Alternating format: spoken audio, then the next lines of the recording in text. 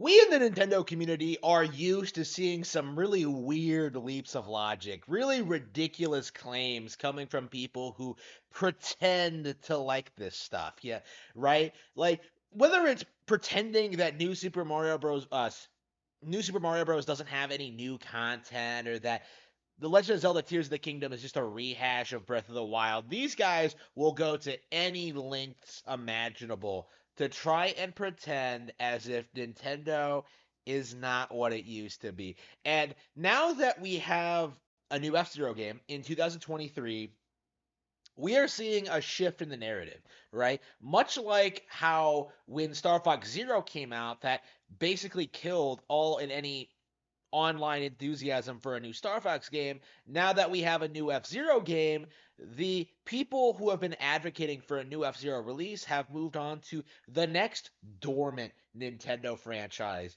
to so they can complain about not getting a new one, all right?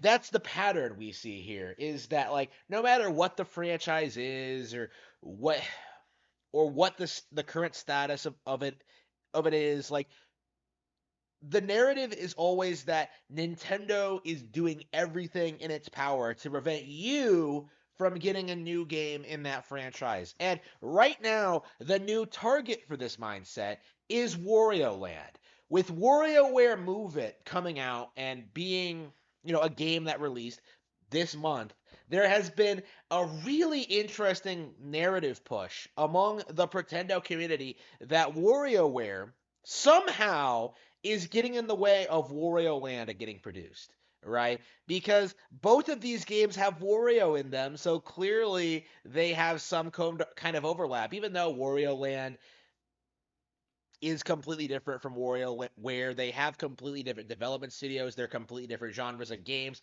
Like they don't even have the same characters a lot of the time. But like when you actually look at the online discourse, the people downplaying WarioWare Move It, trying desperately to convince you the game is bad, are really advocating for WarioWare, and this has Wario Land. This has been the case for a while now, but I think with the release of Move It, this movement has hit full force, in which that is the new narrative now, in that WarioWare is getting in the way of Wario Land.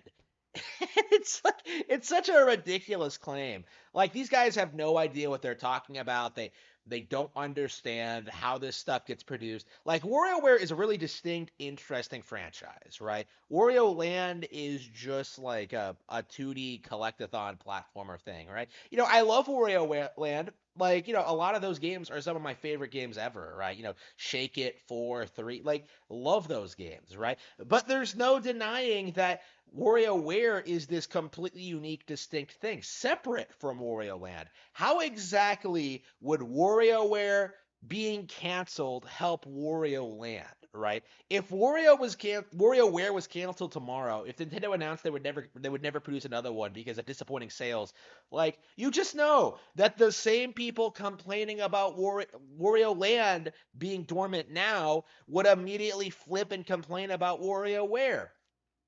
That is the situation we're in now, right? Where the certain groups of people will always whine and complain no matter what happens, right? No matter what Nintendo does, what they release, like when they release it, how frequently. Like there are going to be a lot of people who try and find something to complain about. And WarioWare Move It is a really interesting example of this. Detective Pikachu Returns, I think, is another example of this.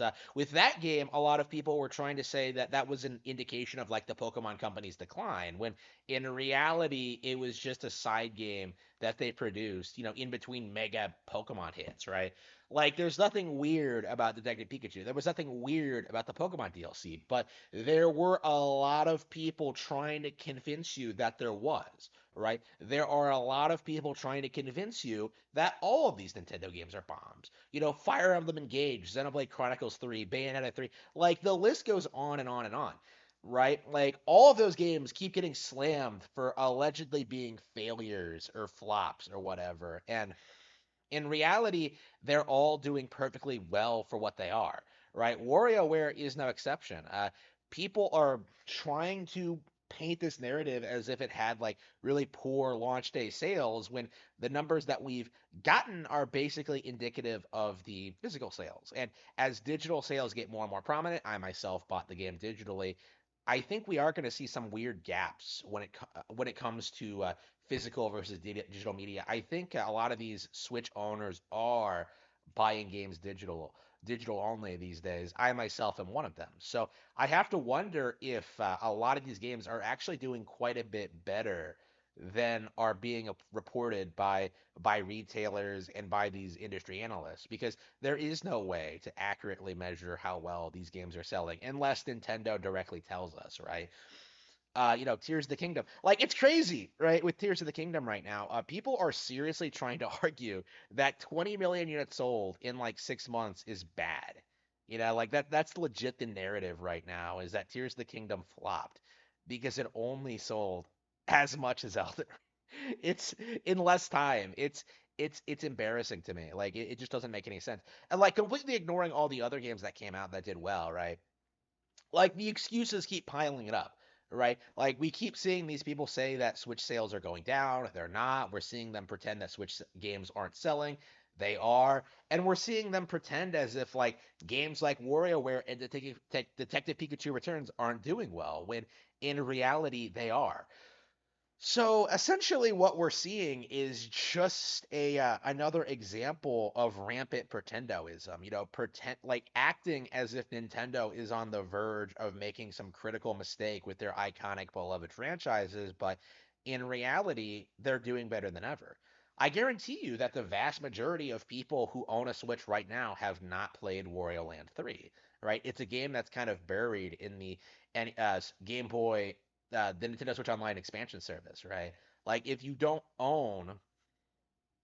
have a subscription to that, if you don't start playing Game Boy games, like it's possible you might miss that game entirely, right? And that game holds up, it's great, but like how many people would get excited over seeing a new WarioWare, like Wario Land? How would they innovate? How would they like improve the formula? And until Nintendo has a very clear idea on how to bring Wario Land back, I don't want to see it. I am perfectly happy with WarioWare. I am perfectly happy with where the Wario IP is right now. Like, I am perfectly happy with what Nintendo is doing with their other franchises. But seeing people constantly cry about, these alleged slights to classic franchises, we still see people try to pretend that Yoshi's Island is the only good Yoshi game, right? For example, like it's getting really tiresome. And I hope that more and more people start to acknowledge that this kind of mindset is ridiculous, right? WarioWare is perfectly fine for what it is.